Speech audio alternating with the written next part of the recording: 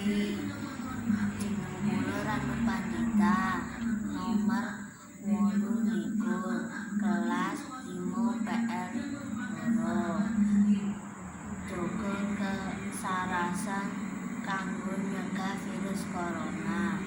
Jaga kesarasan gunane ningkatake kekebalan awak sing apik, ora gampang lelara lan ngadohi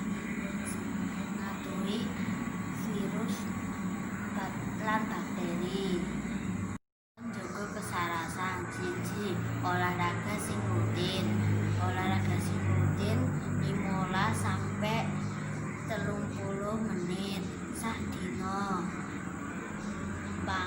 Makan panganan sing sehat, kayata panganan sing ngandung vitamin C,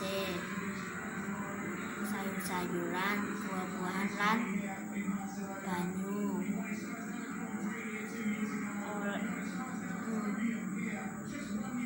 Ora kena stres bisa rusake kekebalan tubuh. Mulane hobi ing waktu slow kayata nandur, gambar, iku pitik. Istirahat supaya badan bisa sehat, supaya cegah penularan virus corona dengan 3M. 1. Menggunakan masker utawa nggunakake masker. 3.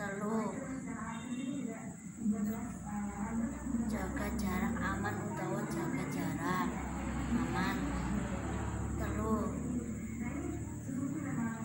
Cuci tangan dengan sabun utawa wiji dengan sabun.